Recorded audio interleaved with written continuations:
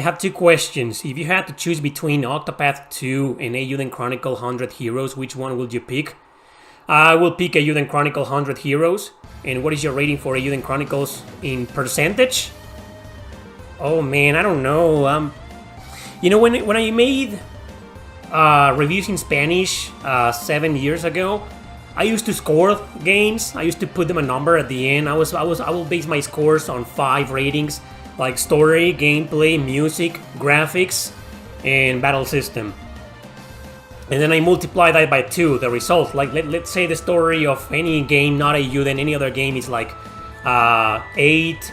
Well, let's say everything is an 8. So 8 plus 5, that's 40. I used to do that when I made reviews in Spanish, but I don't do that. I stopped doing that when I changed my channel to English, because for some reason I never felt quite comfortable or confident with those numbers, or using a score system or a number system. But I've always been intrigued by numbers, and I still appreciate that when it comes to watching other scores in certain websites. Like, I know I make fun all the time about Metacritic, and I still do, and I don't take it seriously, but it's fun. It's fun and interesting to see, this game got 8.5 based on all the consensus of the user scores together, right? It's pretty interesting and it's entertaining. So that's a reason why I don't use scores or numbers or percentages, but nothing against that. Perhaps I should start using them again for other types of reviews. I don't know. But anyway, to answer your question, Eiyuden on a scale from 1 to 10 or 1 to 100%. Well, that will be tough, I guess. Well, I'm gonna have to take like one entire point out because of the shitty localization. But in the box, and yeah, probably. Well, it's hard for me because I'm biased. I love Suikoden, and this is pretty much Suikoden to me. This is just another Suikoden game. I will say, how about, I wish I could say 90%, because it's an excellent game to my point of view. But because of the localization and the mistakes they did, the bugs, they have been fixed, okay? But never mind. Let's just leave the localization as the only negative stuff, because the bugs and technical issues were there at the release. Like, for example, if someone watches this clip right now in about 6 months or in a few months, no one's gonna care anymore because most of the bugs and the technical issues have been fixed, right? So yeah, I guess I could give it a 9. It's that good. It's too bad, the localization, the translation was wokenized and politicized, unfortunately, but it wasn't that much. Like I said in the video from a couple of days ago, it wasn't that much. Okay, we've seen wars, you've seen wars, I've seen wars, far worse. I mean, Eiyuden Chronicle got away easy, man, compared to a lot of other games that were like extremely politicized. Eiyuden Chronicle got away easy. Damn. But it didn't get away from the DEI hammer, So 9, I will say 90%. That's how high I will rate Eiyuden Chronicle. But keep in mind, consider the fact that it's the Suikoden fanboy rating the game. Do you think the Japanese developers are aware of these localization controversies? Yes, they are. It's just that most of them either don't want to do anything about it because they don't care about the rest of the world. They just care about Japan. And as long as the game is well received in Japan, they don't give a shit about how any other country in the world perceives it. Some of them do that. They don't give a damn. And while others do care and are kneeling to these DEI politics or trying to do something about them, but it's kind of difficult to do something about it when you only have so many options for localization. Maybe not everybody's willing to do it. Maybe companies are approaching these developers and telling them, hey, I'm gonna have to implement some DEI rules in here. and they're like, oh no, no thanks, next. Oh hey, I'm this other company and I'm gonna have to implement the DEI rules. Next, and after 5 or 6 developers are like, you know what, I think it's better not to localize the game, or maybe we should look for a way to localize it ourselves. I think most developers, like I said, either don't give a damn about this and they're letting anybody to localize their games as long as they get localized, because they only care about the money. They don't care about people like you and me. We get the short end of the rope when it comes to localizations and translations nowadays, and they don't give a shit, because they're like, as long as my Japanese audience likes the game, and as long as I stay true to my vision, my creative vision in Japan, I don't really give a shit about what happens, because it's too complicated. I don't blame them. I don't blame them for thinking like that, because it's too complicated. They've realized that most of the Western localization market is controlled by these people, by these politics, and it's just too powerful, and they feel like they can't do anything about it. So even if they tried to do something about it, they will probably fail, or they will probably have to find that one company that's willing to localize or translate their game without forcing these political beliefs. Or maybe they should find a way to localize the games themselves, which is really freaking hard. So yeah, I guess both fans and developers alike are getting fucked in the ass. We need the big guns. The big guns, man. The big influencers, the big celebrities, the big corporations, the big ones, to step the fuck up and to stand their ground and to fight these companies. But as long as they remain silent and do nothing, we're gonna keep getting fucked over and over again by trash companies like Sweet Baby or even Microsoft. Do you know any excellent games with bad title? Like when I picked up a pre-order game, I was teased by a shop attendant. She thought it was funny, middle-aged women like me buying a game called Unicorn Overlord. Oh yeah, that's a really terrible name. Unicorn Overlord? That's a terrible name, but yeah, it's a great game. Others with like really bad names, but with great gameplay. Oh man. Well, I mean, there's gotta be. I guess there are others like with generic names like Dragon Quest. That's one of the most generic names ever. But it was one of the first video games to be called that. So if Dragon Quest was something new, you will be like, what the hell is the Dragon Quest? Is this a Kemco RPG? Right? Someone mentioned Triangle Strategy. Yeah, that's a horrible name, man. Triangle Strategy, what the hell, man? Like Square Tactics. Circle Tactics. Isn't that a better name? I want a game called Circle Tactics now.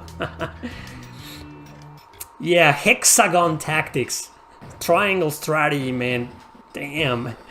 Yeah, there's one kind of like a simulator, right, called Various Daylife. It was released last year. I know that. Yeah, it's like...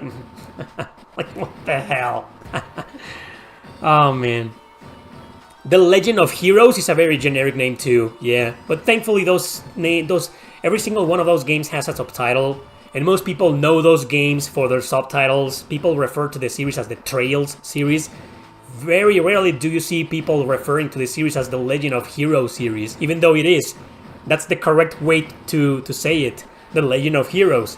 Everybody calls them Trails. It's just easier.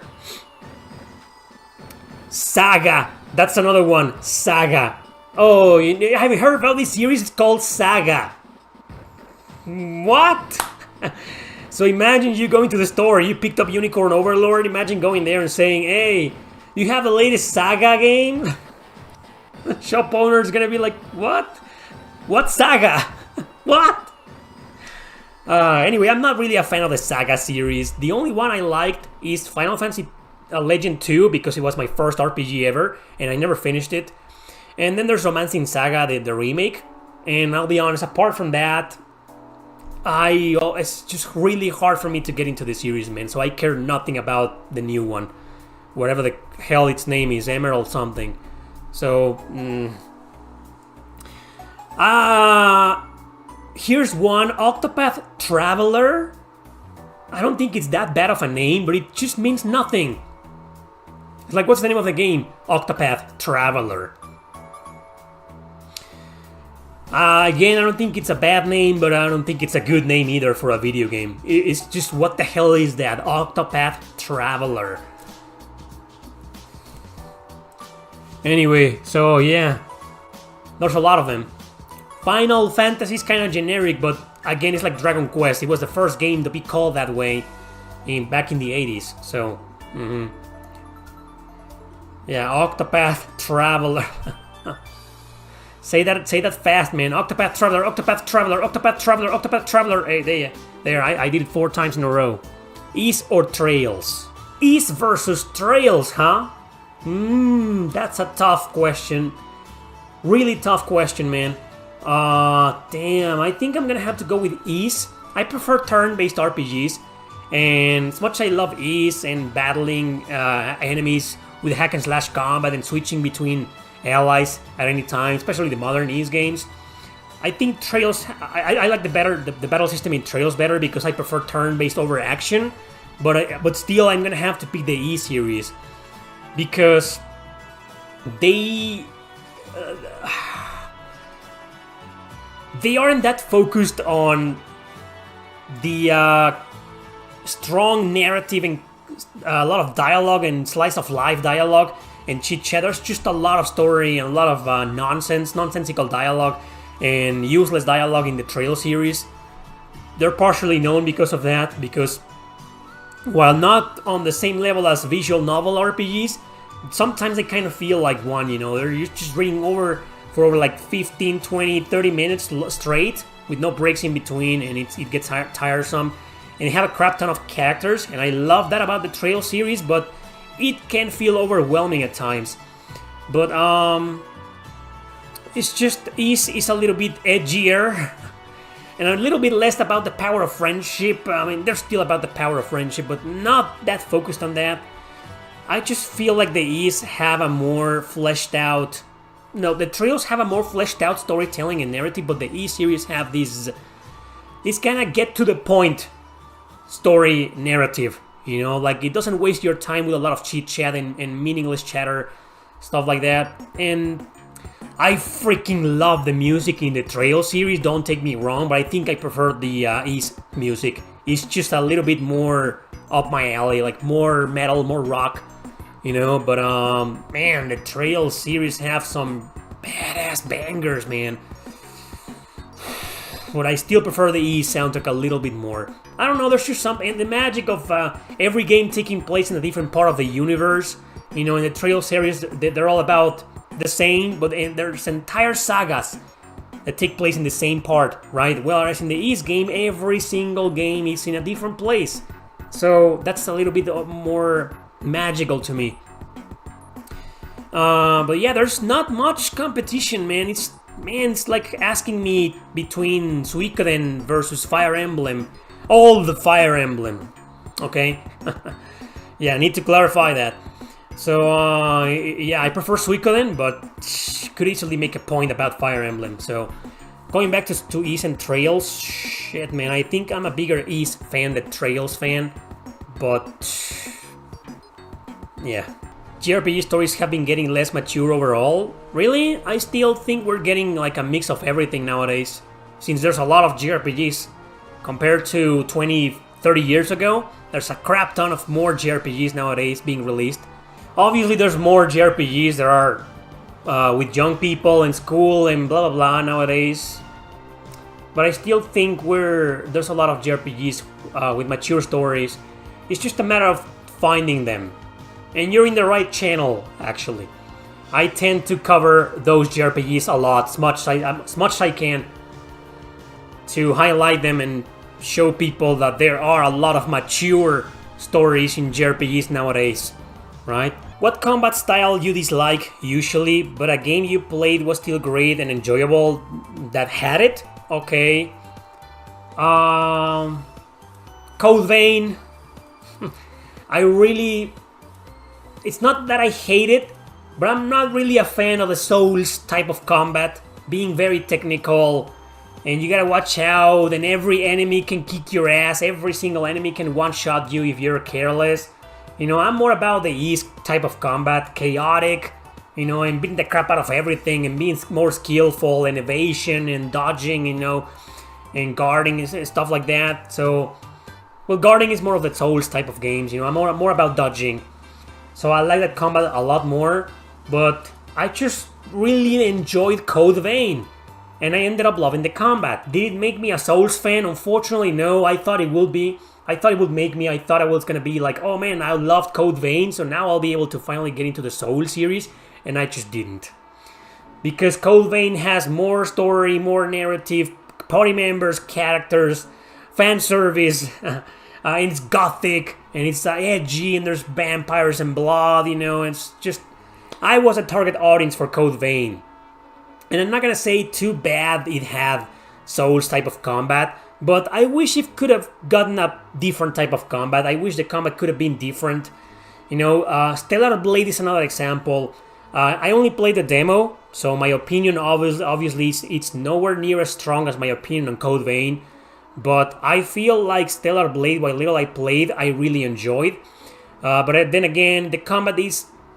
Code Vein is more Souls-like. Way more Souls-like, okay? But I do see a little bit of Souls influence in Stellar Blade, even though not really.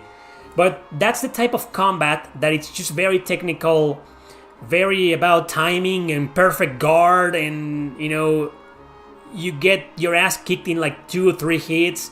It's just a very difficult game, Stellar Blade. But I liked it. And you bet your ass I'm gonna play it once I get the game.